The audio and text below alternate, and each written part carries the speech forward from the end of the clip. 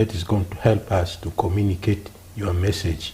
We ask you to send us your Spirit to guide us, to inspire us in the process of this activity. We ask this and all our other needs through Christ our Lord. Amen. So, Father, thank you for a short prayer. So, as I had said already, it is a continuation of what we had already said. This is like, by the way, it is like part 2 of the show. Because we had already said it, if you didn't watch, you can go on our YouTube channel and type at Unkra Light Uganda. You'll get that first episode so that you can connect with our today's program.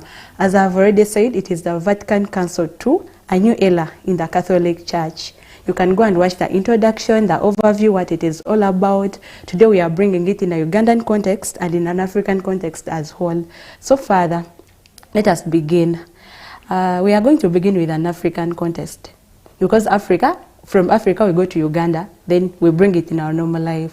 So can you please tell us about the African people that participated in that Vatican II Council? Are they only bishops? Are there also lay people who participated? And which countries did they represent respectively? Thank you, Beatrice. In general, let me say this. This council was attended by bishops and other people, theologians and other people who are specialists, and we were told that the total that was expected, actually the beginning was 2,900, but when we talk in terms of the churches in Africa, their representation, their attendance, we are told that about 311 prelates from Africa, bishops from Africa, attended this council out of 2,625 who actually attended this council, and that means they constituted 12% of the attendance in the council. And we're told that of these 311,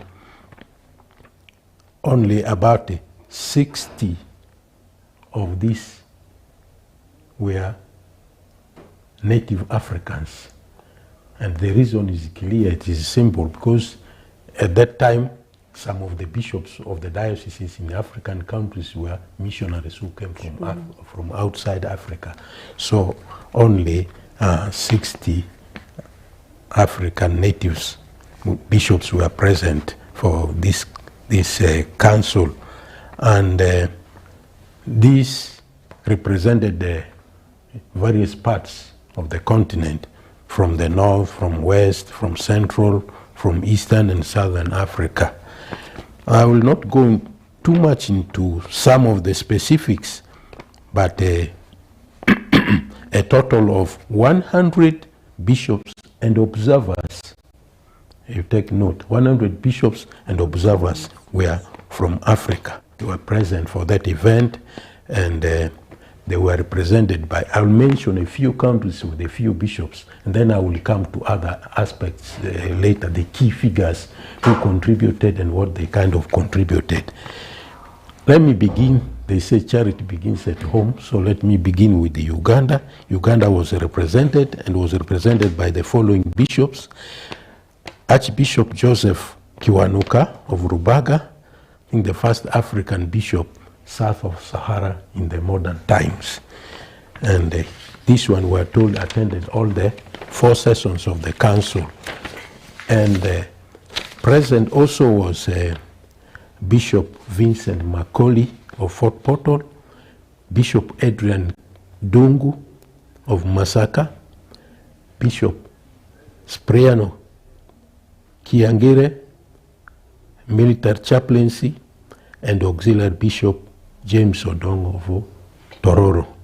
And Kenya was represented, Tanzania was represented, for example, by Rugambwa, the Archbishop then of Dar es Salaam, and they were going to see was one of the voices, key voices. And then Nigeria was represented by Francis Arinje of the Diocese of Onitsha, and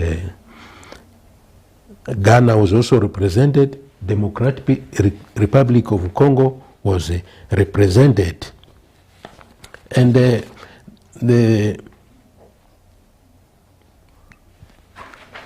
participants contributed in various areas.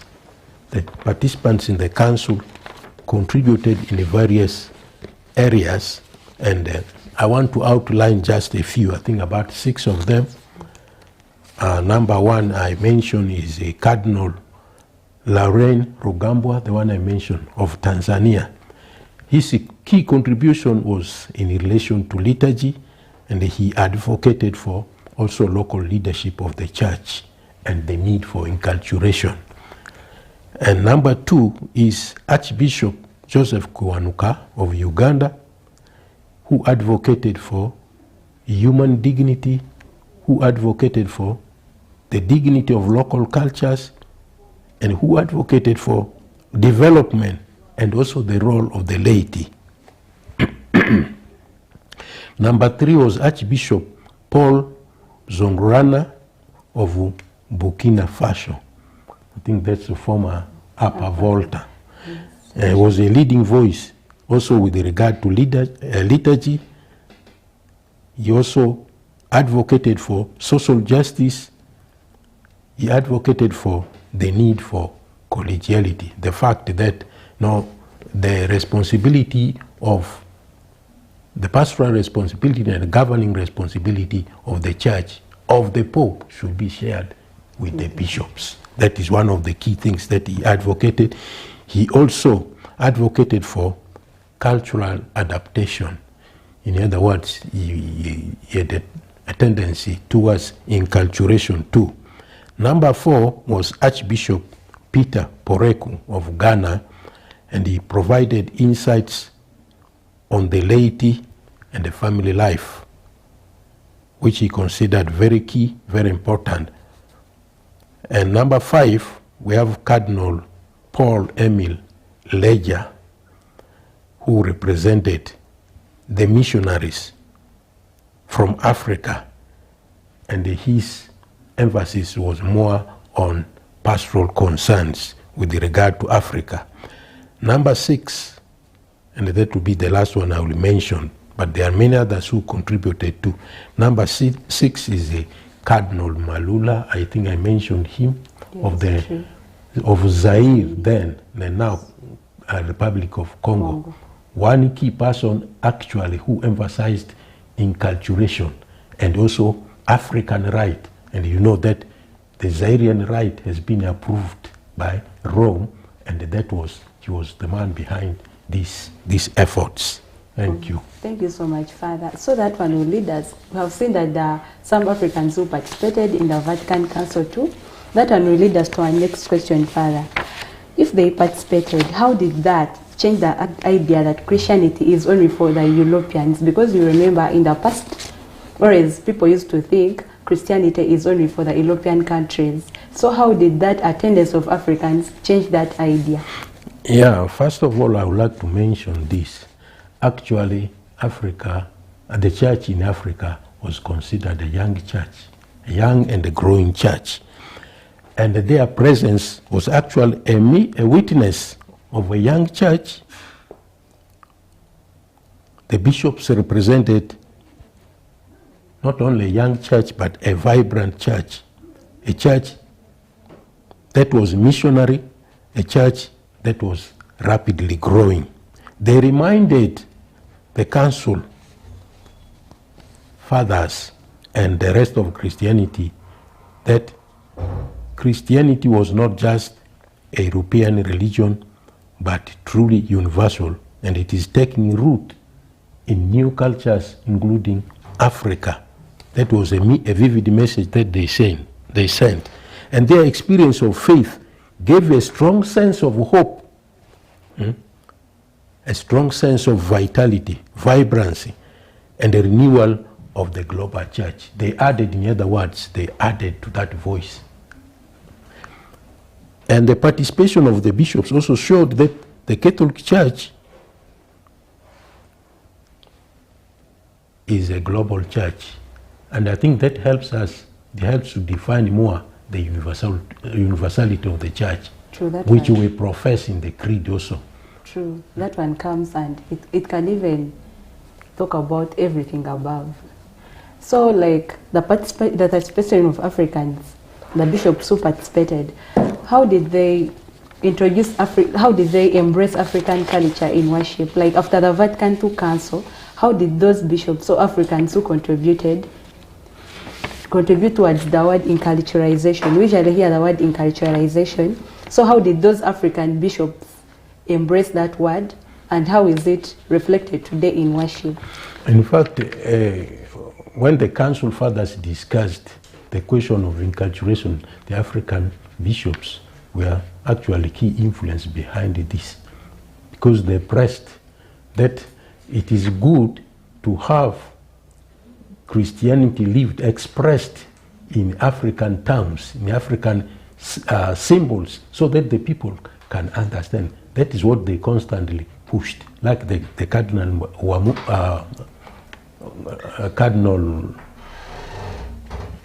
of Congo, the Republic of Congo, Malula. Cardinal Malula was one of the key, I mentioned, he was one of the key people who pushed it, but also our own, and Kiwanuka did the same, and Rugambwa did the same. So, as they were discussing issues that are related to even celebration of the liturgy, celebration of the Eucharist, they pushed for that. We will realize that these are happening even here in Uganda as we go ahead. So, thank you so much, Father. So that one will lead us into another thing that happened in because I'm quoting some of the issues of Africans that happened in that council, bringing them to you so that you explain to us what they meant. For example, the canonization of the Uganda Martyrs happened in that same Vatican II Council. How did it symbolize, or how did it bring culture back to Uganda? How was it a turning point to the African church or Christianity at large? I would like to call that canonization of the Uganda Martyrs in the course or during the time the Vatican Council was taking place. Was a symbolic event. When we talk of symbols theologically, it means they pointed to something else, and yet they made it present here. There's really theological understanding of symbols. That which points to something, but makes also that something it is pointing to present here. It actually symbolized the maturity. That canonization symbolized the maturity and the holiness of the African church. We could now call it the Ugandan church. We could anticipate. It symbolized that. It showed that.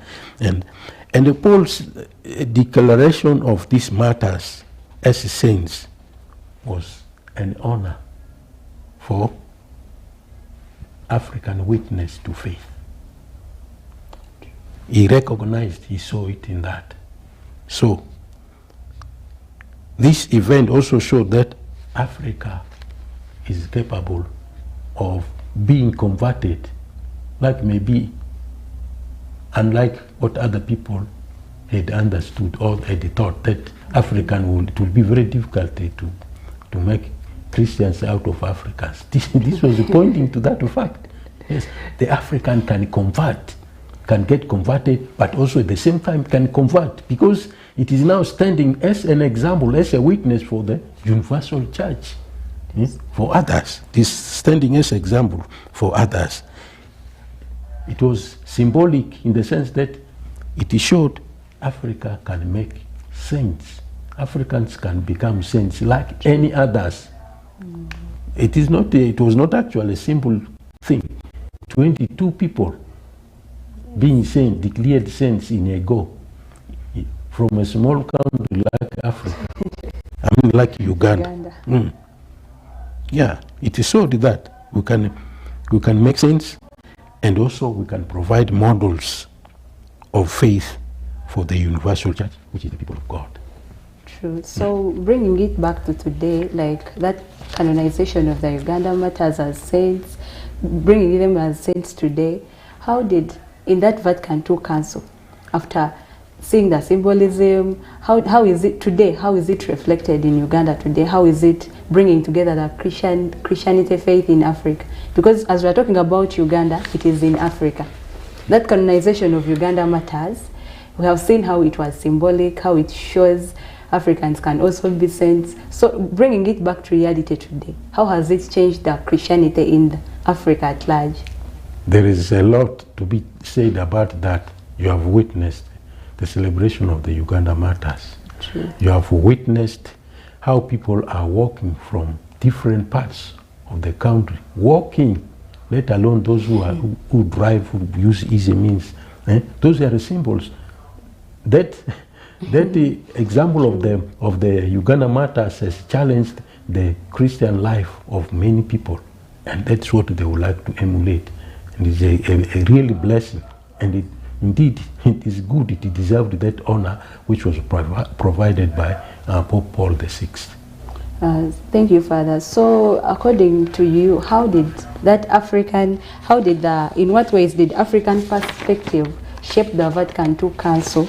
Like through the human dignity, social justice, especially in teachings that inspired the documents like justice, evangelization in Africa. In short, in what ways did African perspective shape the Vatican II Council? One thing which we need to consider seriously with regard to things in relation to social justice and so forth is the fact that around the Second Vatican Council there were a good number of countries that in Africa that were not yet independent. And they were struggling for independence. There were also other issues that needed to be addressed. And so the Council Fathers considered it important to voice issues that are related to justice, voice that was regarding human dignity, and eventually we'll find in 1978 these were reflected in one of the documents of the African bishops of SECAM, Symposium of Episcopal Conferences of Africa and Madagascar. It was reflected in that document, which was entitled Justice and Evangelization in Africa. So it was a document in actual sense. Yeah, this was now a reflection because it came after the Second Vatican Council. It was a reflect, but this is also showing these were the issues that the African bishops pushed in the Second Vatican Council. So all in all, I didn't know it was all in all. I thought it was just a saying in a council, maybe like how people contribute in a council. I thought it was just a saying. This is a document. Even I have a copy of that document in my library. It's a key document, small but very powerful. So even on Google you can. I think if you type Justice and Evangelization in Africa by SECAM bishops, you will be able to get. I think we have to look for that because it has a lot to learn.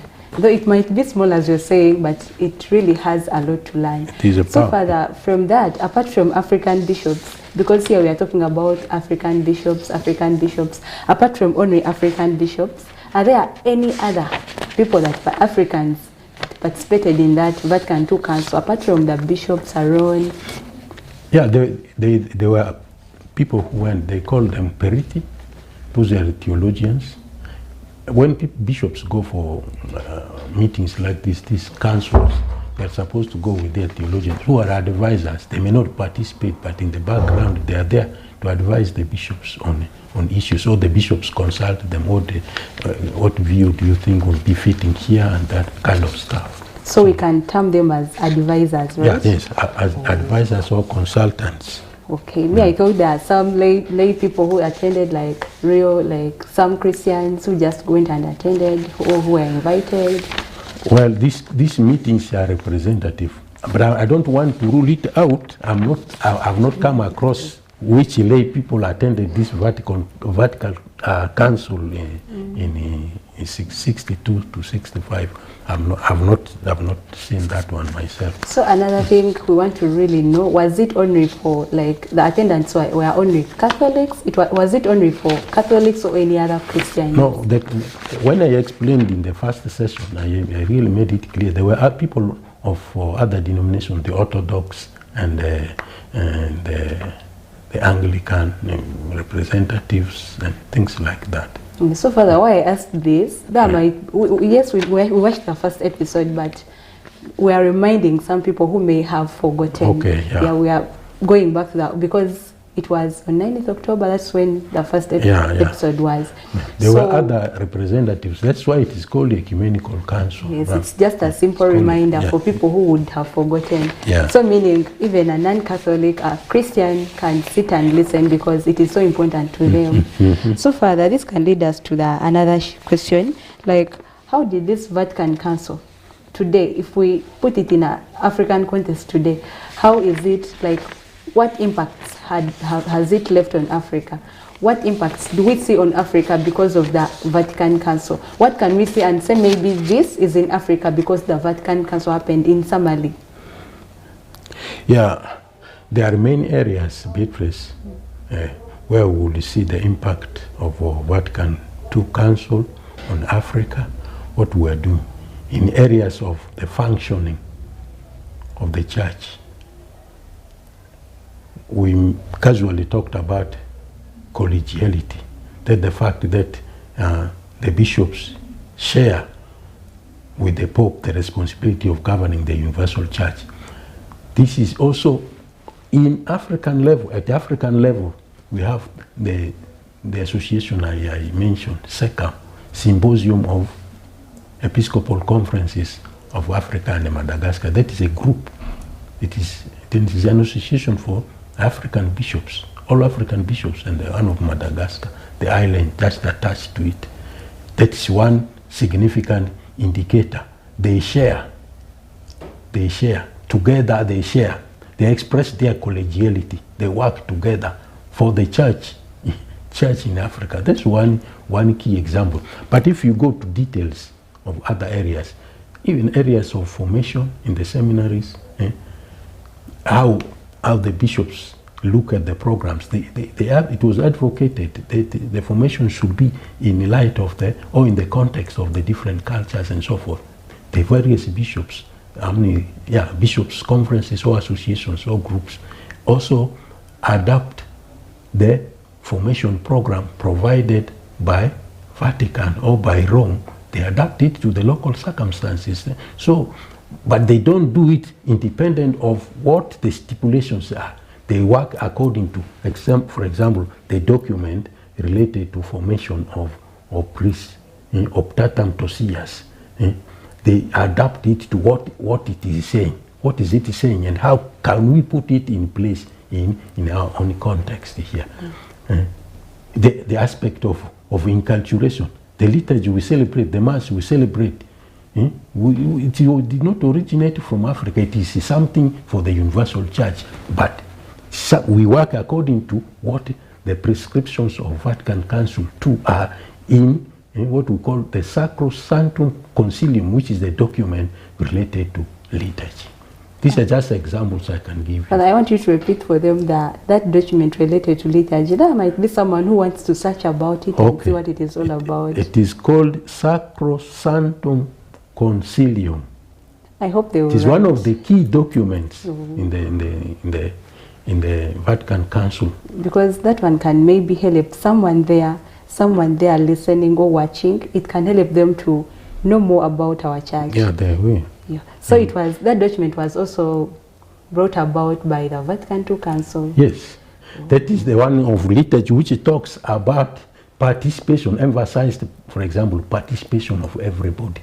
And that made a change. That Latin should not be the only language used for the celebration of liturgy, but also other languages. And that is what we have done here. You can see in Uganda, in Africa, liturgy is celebrated in the different languages now. That was the working of Vatican Council, or we can call it the influence of Vatican Council on our churches, local churches. Yeah, when you said it, I've remembered something. I was hearing a story from someone was telling me a story, a leader, telling me that long time ago in church, they used to only pray in Latin, the priests used to face the other side. So all that changed during the Vatican Council, right? Yes.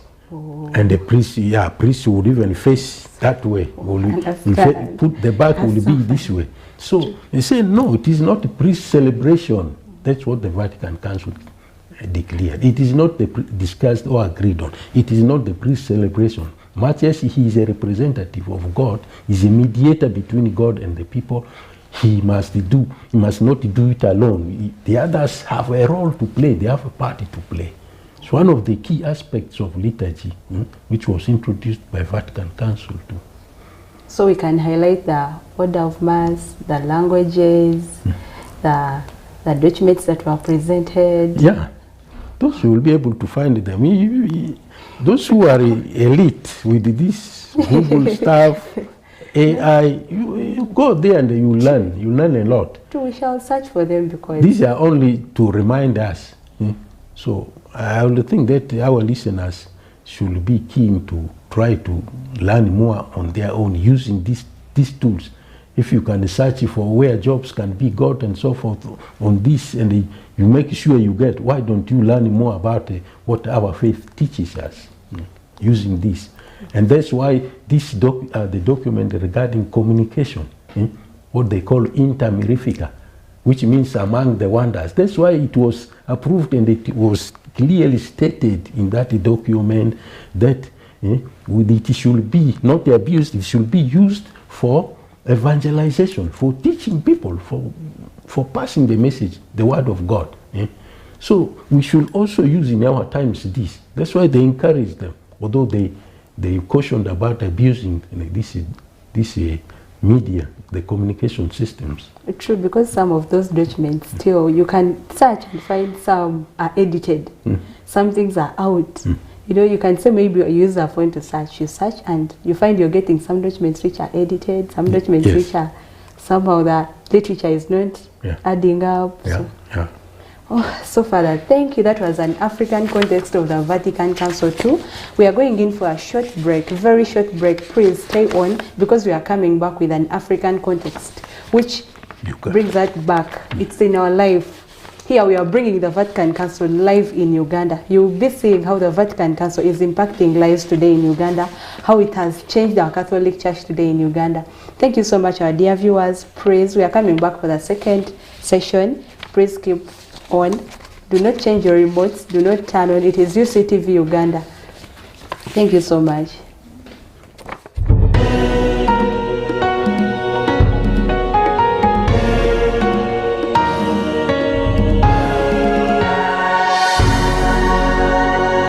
UCTV, good news for all.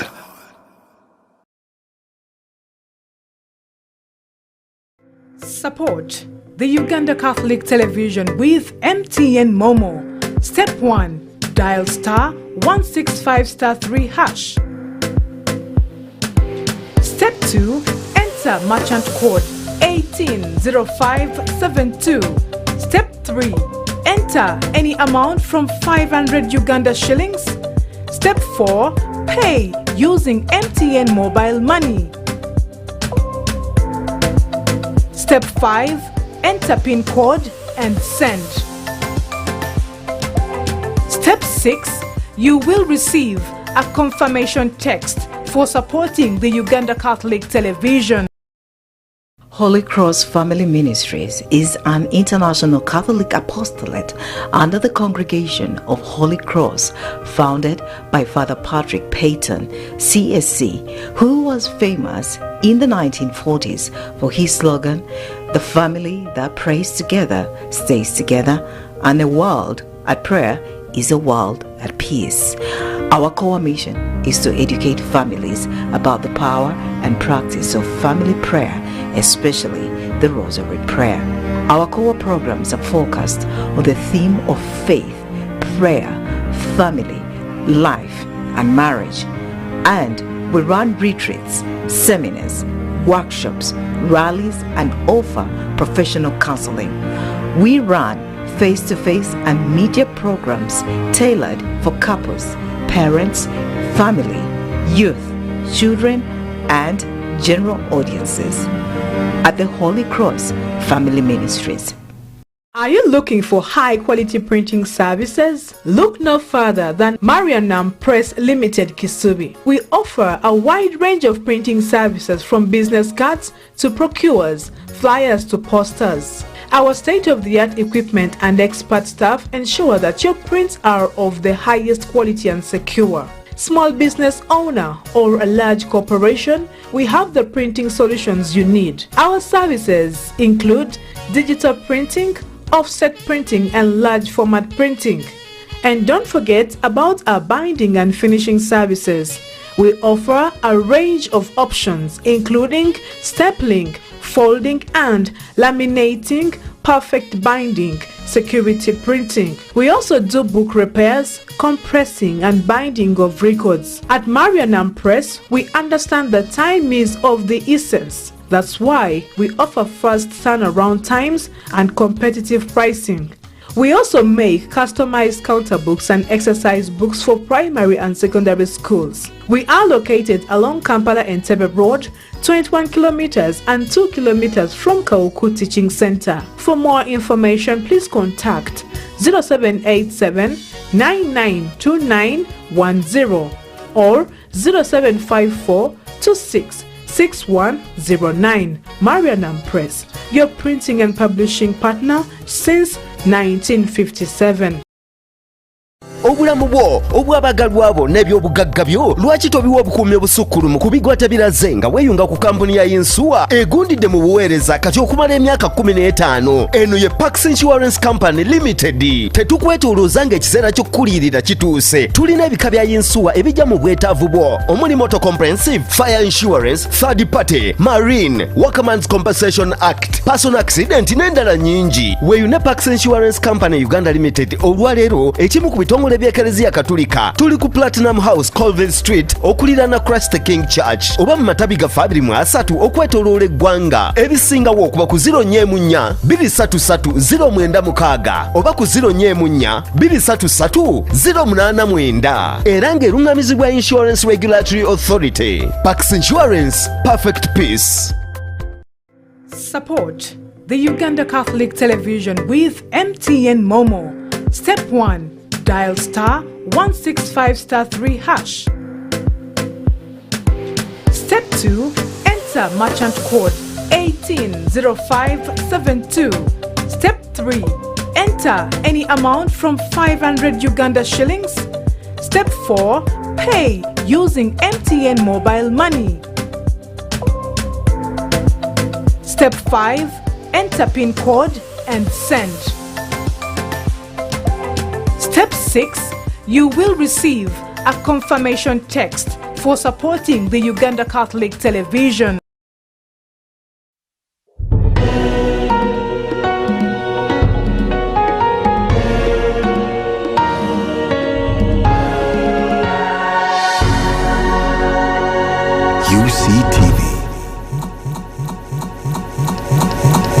Welcome back to our program. We are still on UNCRAD Sings and Speaks. This is series 103, the Vatican Council 2, a new era for the Catholic Church.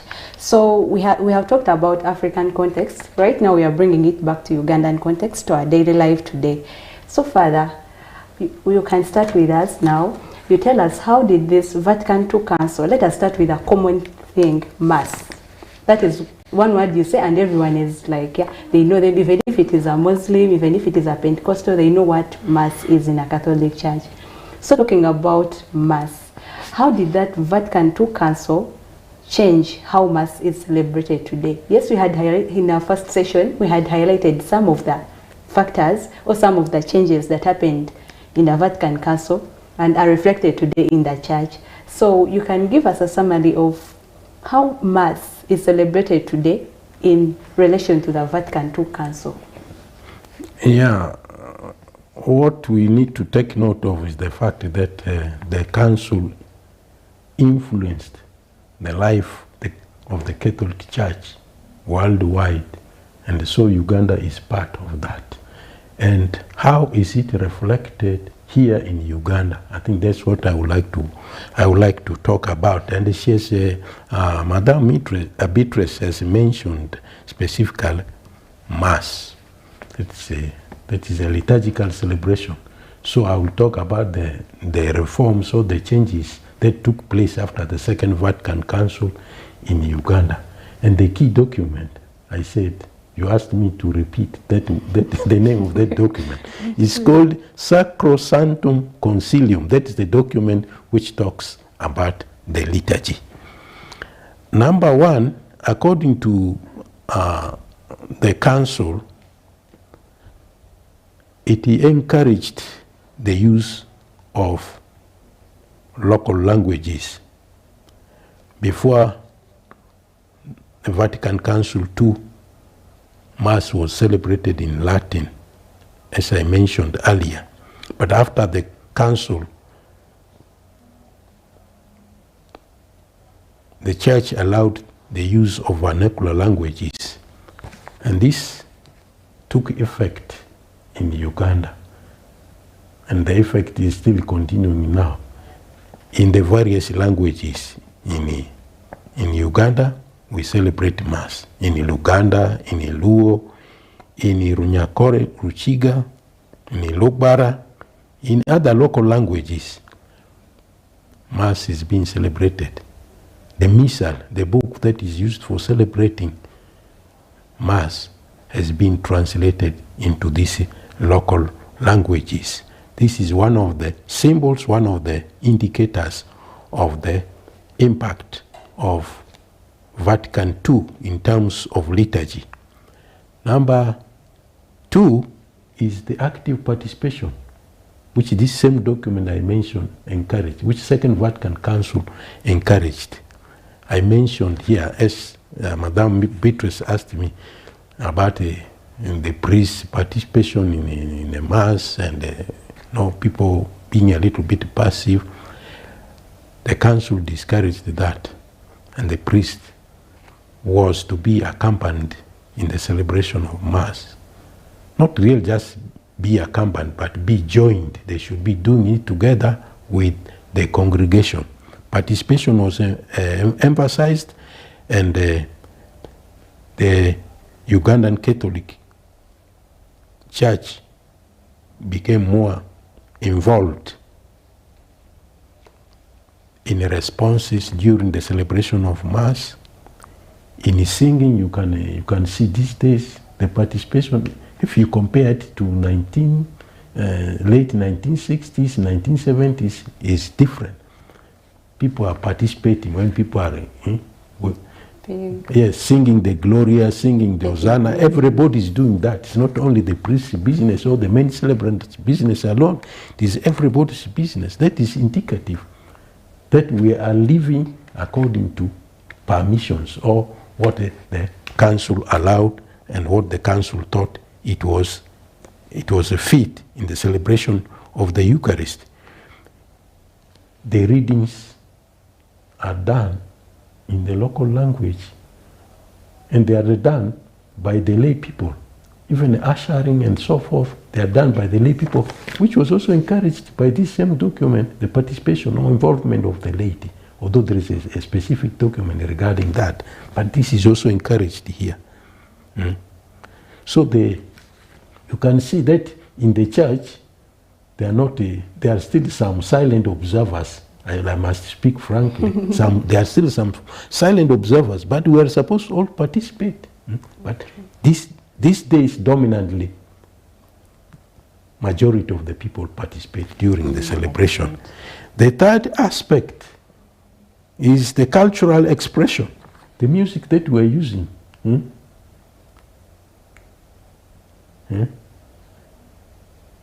The language we are using, the rhythms that we are singing now in church, they're really African. The instruments we are using, the drums, the adungu, the whatever we are using for the celebration, it has even made it colorful. I think it was a blessing that the council discussed that way. These are the aspects in in liturgy where Ugandans are doing stuff, acting in accordance with the council's stipulations. So Father, that brings us to the fact that it is when they talk about the 60s, when they say maybe Mass was being said in Latin, now it is allowed to say it in our local languages, we should know that it didn't come from nowhere. It was from the Vatican Council's orders. Thank you, Father. And that makes people understand what you are doing and what they are doing. As I expressed in the first presentation, the idea or the reason behind is let the people know what they are doing. What is the meaning of, and they will do it once they understand and they feel the meaning, they will do it. Okay, Father, thank you so much. So as I said, we are bringing it back to the Ugandan context, to our normal lives today.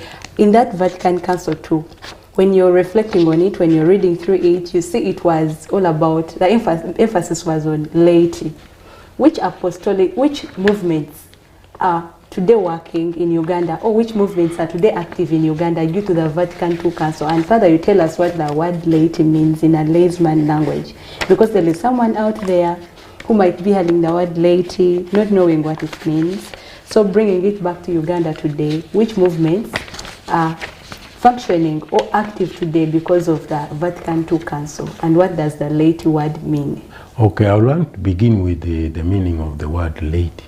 Simple terms which anyone may not easily forget. A lay person is a baptized Christian who is not ordained. A non-ordained baptized Christian like is me? Yes, like you are a lay person. Oh. Yes. Okay. Yeah. In simple terms, that's what a lay person is. One who is a Christian but is not baptized. I mean, is not ordained. Okay. Yeah. And with the Vatican Council too, allowing the participation of lay people, as I told you, it emphasized that, and that there is one full, complete document about the role of the laity, and so that's why the involvement now is. It is called Apostolicam Auctostatem. That is the name of the document in Latin. But just think about a document about the laity. Vatican Council II document about the laity. Don't mind about pronouncing it, but if you type that when you are even Googling, it will give you that name and then it will say, what is it talking about? And I would also like to encourage people to do that, because the majority of our church is constituted by lay people. I think 99% of the Catholic Church consists of lay people. So they should know. And that's why their involvement in the church became a concern during the during the Vatican Council too. Their role was emphasized. And because of that, in Uganda, we see that the church encouraged the growth of different apostolates. So apostolates by different groups of lay people. It encouraged small Christian communities, you see. Small Christian communities, if the priest is not there, he's in the parish center there, but they are being led by lay people, people who are not ordained. They are catechists, they are chairpersons, whatever. The structure is at that level. This was encouraged by the church in Uganda, and also different movements and associations like YCS, Catholic Action, Legion of Mary, Charismatic Renewal, St. Vincent de Paul, and so forth. And these are groups, these are associations and movements that are involved in the cause of the church. They are involved in activities that the church promotes. St. Vincent de Paul, charitable activities. And that's what the church preaches. That's what the church should be promoting. And that's why the church looks at the lay people as key or helpful in the cause of this. Look at a priest, he's in a parish center. Is he going to be every time there doing charitable activities all over the parish? Sometimes you find one parish with one priest only, or two, and those are not enough. See? So that's why these associations are important. One thing I would like to mention or add here is the fact that actually, in my understanding, in my personal understanding, the arrangement of the church is that every Christian, every baptized person should be involved in the church, should have an activity that goes back to participation at different levels. When you are little, maybe you belong to the Catholic Association of some people called Skizito, of little kids. Altar. From there, you can graduate, you go to become an altar server. From there, you can graduate to be a choir member. You can become graduate to be a women's guild member of men and so forth. Until we die, in fact, we are supposed to be participating in the activities of the church. Yes. The document about the laity is there. Apostolicam Actuostatem, that is the document about the role of the laity, apostolate of the laity. Yes, I think we are ready now to we can search for it without first going to look for the spelling to get disturbed. So Father, thank you so much. So let us bring it back to the Ugandan context, and as we are bringing it back more to the Ugandan context, in that Vatican II Council, the dialogue was more about ecumenism and dialogue, where the big theme that the council, those were the big themes. If you're reading through, I don't know if I read through in a good way or if I read through wrongly, but as I was reflecting on it, dialogue and ecumenism were the very big themes in that council. How did the church in Uganda, or how has the church in Uganda put that into practice, especially when you're bringing it to peace building, working with other Christians and religious groups? Yeah, in our context here in Uganda, working together with others is working. Can we cite out some examples? Yes, the Catholic Church works with the other Christian denominations. When you talk of ecumenism, this is related to the working together of Catholics, Roman Catholics, Anglicans, Orthodox, other Christian denominations. And the symbolic indication is we, as Catholic Church, are part of what we call interreligious, Uganda Joint Christian Council. Uganda Joint Christian Council, we're a part of that. We have an office for it just here around in Zambia. So this has been promoted by the church in and Uganda. The dialogue part, like dialogue, is it really being reflected? Is it still lacking?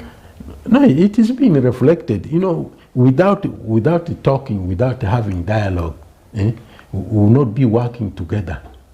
As a different Christian denominations will not be forming any association like this. So people are understanding it is in a process of growth.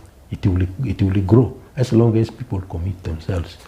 Because Father, why I asked about the dialogue part, some people down there, because you know it is always among the leaders, not among the people, the Christians. It is always among the dialogue. When you talk about dialogue, it is always seen among the leaders. You find the Catholic Church leader is meeting with the Anglican Church leader, with the Orthodox. They are talking, but as people, lay people, we don't really know. It is not yet reflected in us.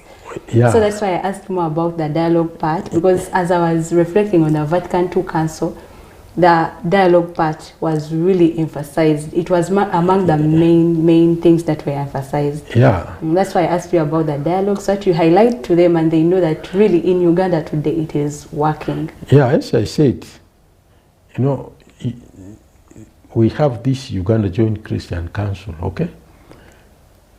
We have leaders representing the different Christian denominations. When they discuss issues affecting these denominations, okay? And those who go on the discussions, they are representatives of the people. The Catholic representative represents the Catholic Church. Ideally, after the discussions, the other people who are being represented should be informed of what is transpiring, how things should work. But for me, I have seen this expressed in various ways in my place where I come from. When there are activities, projects of the Catholics, and they get in contact with the leaders of other Christian denominations, ask for support, they support. They are supported. That is a live thing. Let me give you a live example now, which I personally witnessed. I'm from the Diocese of Arua.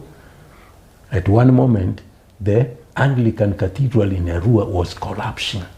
It was collapsing. It was collapsing literally. And the Bishop of Arua, then Bishop Frederick Drandua, he donated iron sheets for them. He supported them to rebuild the cathedral. If you go there, you will see now this is a cathedral. So this is a live example I can give you from that point of view. But it's not only happening there in Yahoo, it's also happening elsewhere. True, Yes. because I've seen some, there is some ordination and you see the Anglicans are there participating, they are helping us do work. Yes. So, I have seen that even happening at the levels of schools. I chair board of governors of some school, and when there are issues, we have students from the Anglican Church, from other Christian denominations, and then there are the Catholics. So how do we go about it? That is dialoguing. Like in the most recent school I have been a chair, we're discussing about space for praying, for students to pray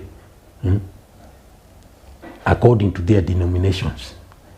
We assigned them places in the Catholic founded schools. We assigned these other Christian religious denominations places. You will have your prayers here on this day and that. That is dialogue in action now. After that Vatican II Council, there was a push for local leadership.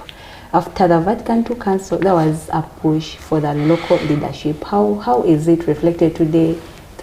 How are indigenous bishops being appointed today that reflect that thing of the pushing for local leadership in Uganda today? How is it really reflected and how has it impacted?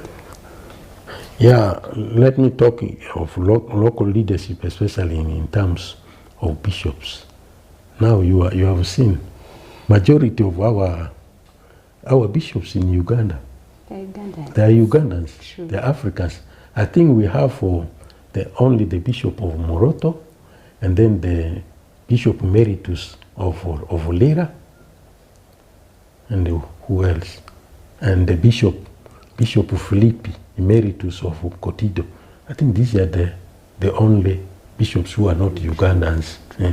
And that was encouraged, Vatican encouraged it. Of course, that called for promotion of vocations, which is practically also being lived. It is one of the things which is being lived by the church in Uganda. We are promoting vocations. Since that time, vocations are every time growing. In our times, we have few seminarians from one diocese, but now you can have so many seminarians from the one diocese. Out of those, the leadership comes. Okay, Father, as we're concluding, we have heard all about Africa, how the Vatican II Council impacted Uganda as a country from our Father. So, Father, as we have covered all that, we have seen everything. Almost you've covered everything. I think you've covered almost everything. So I want you to give us one word for the viewers out there, one word for the young Christians out there. You know, I like young Christians.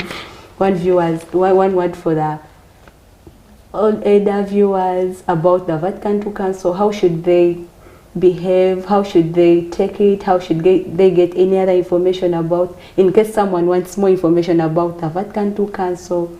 So wrapping it up all. Okay, thank you very much. I want to thank you, our listeners. I want to thank you, Madame Beatrice. My word is what I already had said. I would like to encourage us to read the Vatican Council II documents. There are 16 documents talking about different things. If we are to live as really Roman Catholics, it's necessary we are acquainted with this document. Oftentimes I say it is one of the handbooks for a Catholic, an authentic or a true or a serious Catholic. Number one is the Bible. Number two is the Catechism of the Catholic Church. Number three is this very one, Second Vatican Council document. And then number four is the Code of Canon Law, which has been, made in the spirit of the Second Vatican Council. So that's one important thing I will invite all of us to try to do. Secondly, once we have done this individually, especially as adults, as parents, as you say, the document, the Vatican Council addressed a really cross-section of issues. As adults, let us help the young ones to see the value of what this council said, to see the value of the Second Vatican Council to document, and it teach the contents to them. Three, sometimes our handbooks, which I have mentioned, of the Catholic Church, use a language that might be complicated. You mentioned the Latin and so forth. That should not be discouraging. Your priests are there, the parish priests, any other priest that works there.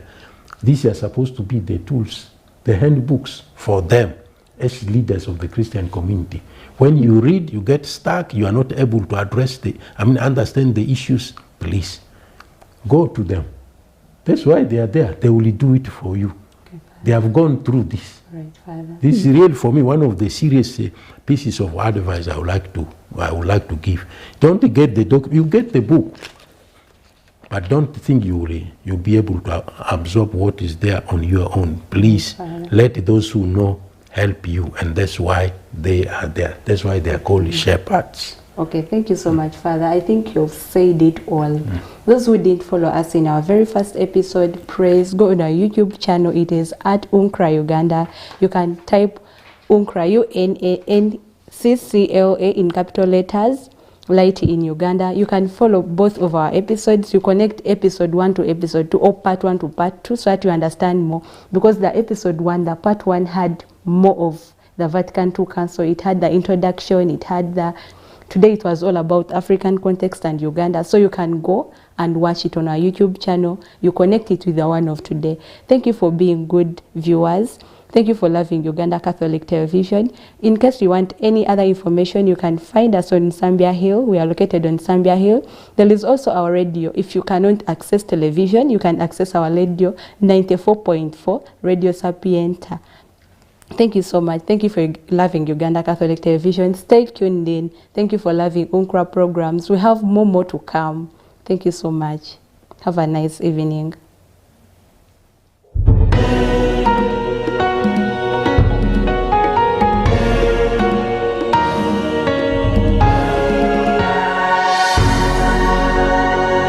UCTV. Good news for all.